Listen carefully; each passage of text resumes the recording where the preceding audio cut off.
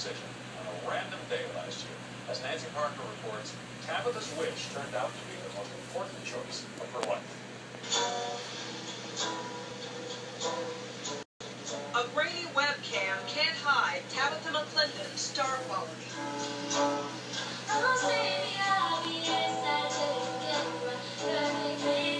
Anything she got into, she just excelled to the top. It took her 6 months to take command of the guitar, the same way she commands her father's heart. Tabitha was the most extraordinary girl, not just because she was my daughter. Never gave me any problems at all. Discipline, I mean, just the perfect child. Funny and smart, Tabitha wrapped her arms around life. She didn't let things get to her. In April of last year, the playful 12-year-old did something very grown-up. Tabitha was going to open up a checking account, and she needed a proper Louisiana identification card. Tabitha's mom took her to the DMV. They asked her if she wanted to be an organ donor, and she said yes, absolutely. A few days later, her father understood just how big his daughter's decision was. When I dropped her off, she was a picture of health. Tabitha went to her best friend's skating party on April 15th, and then... I got a phone call that she slipped and fell and bumped her head. I talked to her, she said, oh, go ahead and come pick me up. So I was on my way to pick her up, and I got a phone call that she had gone into a seizure, and that was it. She was rushed to Children's Hospital. Her illness had nothing to do with skating. It was a type of virus that can get in your body. She had it less than 24 hours, but it landed in the base of her brain, so she just had a massive brain bleed in the center of her brain. Doctors pronounced Tabitha Ann McLindon dead on April 18th, 10 days after she agreed to be an organ donor. 2 kidneys, lungs, liver, heart, pancreas, eye, retina. So she understood, you know, it was her gift. Yeah. And 7 days later, she went to a coma. Never been sick a day in her life.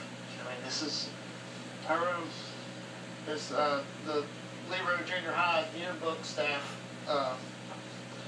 dedicated 2 full pages to her memory, plus... Not much has changed in Tabitha's room since her death. I kept a handful of clothes. But the people she's touched has brought her father some peace. Dear Duncan, my name is Arthur. Thank you and your family for giving me a second chance at life. It all started with me back in the summer of '96. It's when I found out that I had renal kidney failure. For me, I thought my life was over.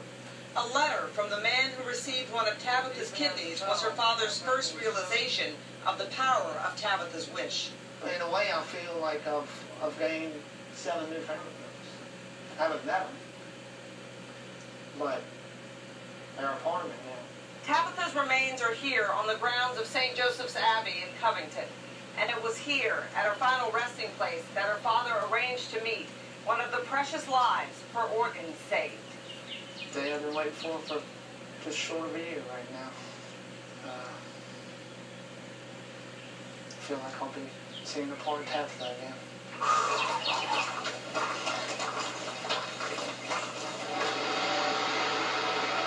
About 30 miles from Covington is where 15-year-old Christian Bouffinet grew up.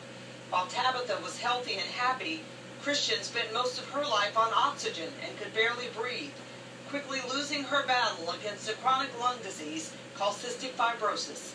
She got diagnosed about 2 years old, and she'd been in and out of the hospital for years. When they put her on the transplant list, he said that he'd be surprised if she made it another year without the transplant.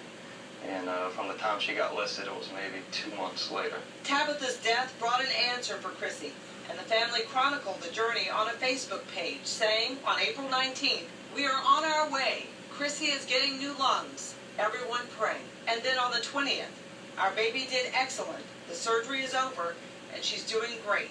A perfect fit." Now, a year later, just a few more steps, and Duncan connects with Christian, and in his own way, with Tabitha again. Hello? How you doing? Good. Ah, it's so nice to meet you. Nice to meet you, too. I can't tell you how happy this makes me.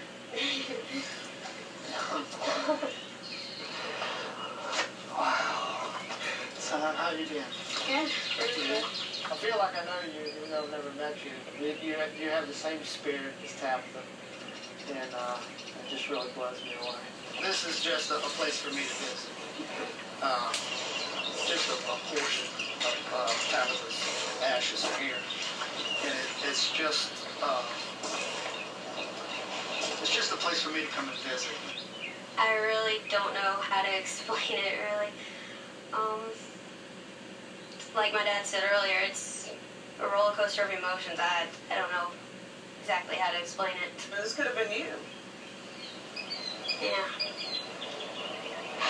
I have a picture of her on my phone, and it's always been my wallpaper, and everybody, when they would look at my phone, they just asked me who it was, and my first answer is that was my best friend.